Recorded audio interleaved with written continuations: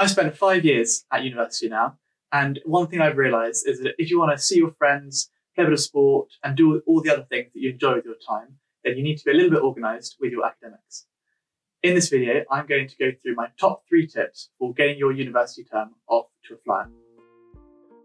Hey everyone, I'm Rupert, long-time student and soon-to-be lawyer, and today we're talking about how to get yourself in tip-top academic shape for the new university term. My top 3 tips on how to beast your degree and make the most of the rest of the time to enjoy yourself and do other things are, firstly, find the syllabus and scope the subject. Second, go through past papers so that you focus your learning right from the off. And third, make a gentle start on some reading. I think you'll find this useful because you'll work out how to make the most of the time that you spend working, but not spend all your time working, and find plenty of time to enjoy yourself and do the other things that you like to do. Timing wise, I'd say ideally you would do this in the few weeks in the run up just before term starts. As usual, links and timestamps in the video description below, and if you have any questions, please ping them in the comment.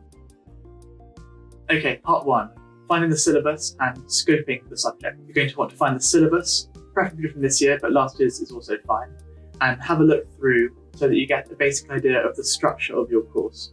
So you want to know what you're learning this term, next term, and in your final term, and then how that breaks down so that you can understand the sort of path that you're being led through over the year. For example, a course on modernist literature might start with Georgian literature in the 1900s and then move on to high modernism in the 19-teens and 1920s, and then end with a reaction to modernism in the 1930s and onwards.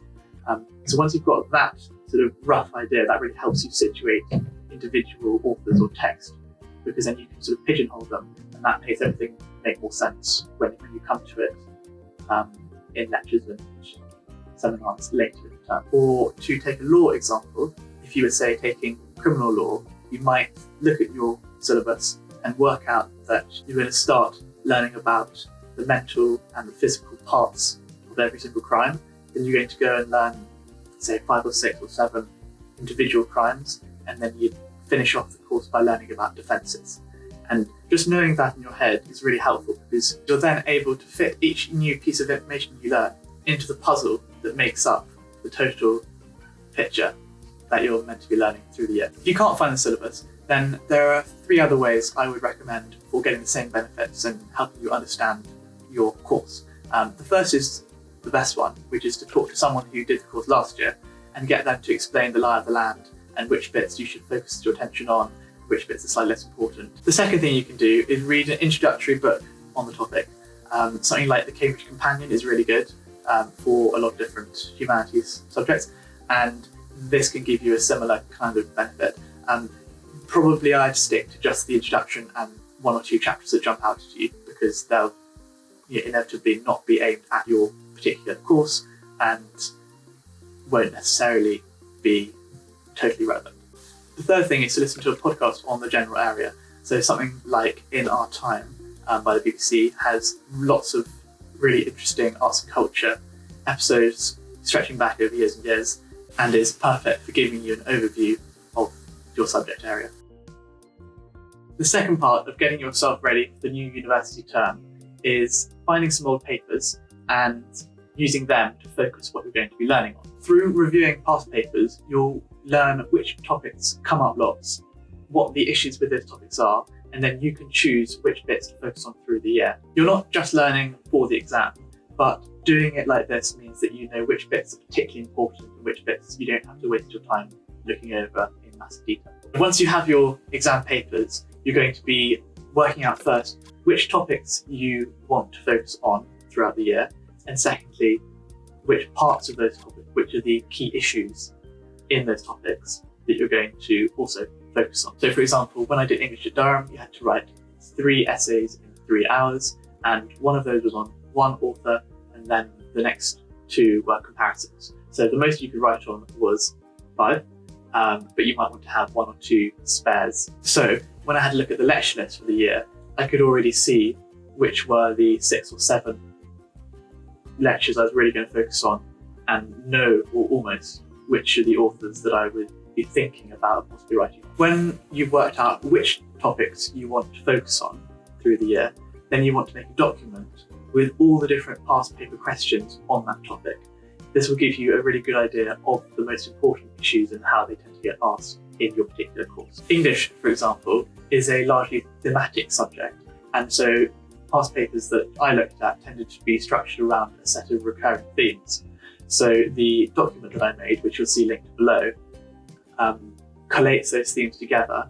For example, in my course on post-war fiction and poetry, there's this idea of place, imaginary homelands and tradition, foreignness and motivating impulse, blurring of boundaries, cultural and geographical, inheritance. And so I put all of these things together. When you come to study these topics, you can look at your sheet, which I used to print out and stick on the wall, and you can think of the topic from those particular angles, and that really helps you to understand the topic better and also understand it better in the way that you will be examined on. If you can get hold of an examiner's report on these past papers, that's also brilliant, because that will give you basically a full answer and explain all the bits really well for you. I wouldn't waste too much time on them to start with though, because chances are you won't really understand what's going on, and you'll get much more value out of it later, and it's just a bit too much work before you've even started your course. With subjects like law or maybe maths and sciences, it can be slightly tricky looking at past papers because you just won't understand the question, let alone have a good idea about how to answer them. That said, it's still definitely worth looking at past papers because, for example, in law, the essay questions tend to point up contentious areas. And if you make a document collating these contentious areas, that will give you a good idea of what your examiners think is important for you to have awareness about. And then as you go through the year, you can start to fill your document in, answering questions on each of those contentious areas. This is super helpful because it means that by the time you get to the exams, you don't have to sort of come up with opinions to everything. You've already got an opinion about this contentious area of this topic, and then you can work out how best to answer the question by putting in evidence and citing secondary literature and all this kind of thing. But you don't have to sort of work out your actual opinion on the topic. Using past papers and examiners' reports before you start will mean that you can focus your learning throughout the year, and it means that you firstly won't waste time going into lots of detail on stuff that you won't even be asked about, but second, that you'll also be able to focus on stuff that is really important and you'll form opinions about it. Third thing to do is to make a gentle start on some reading. So by this point, you should have quite a good idea of what your papers are about. Then secondly, you should have worked out which are the important topics within those modules and papers, and which are the issues that you're going to focus on each of those topics. And then from that, you can plan quite well what your reading is going to be, or going to look like for the rest of the year. And so, for example, for English, that could be the key text that you're going to read for each of the authors. So for Dickens, it might be Bleak House or Great Expectations. Getting stuck in some of this primary reading will mean that you can hit the ground running when you get to term, and also that you can read some of the academic literature around that primary text, or just go and have coffee with some of your friends. Thanks so much for watching. That was my top 3 tips for getting ahead for the new university term. I hope you found them useful. If you have any questions or queries, please ping them in the comments below and I'll get back to you as quickly as I possibly can. If you haven't already, please like and subscribe because it really makes a difference to how many people get to see my stuff. Thanks a lot, and till next time.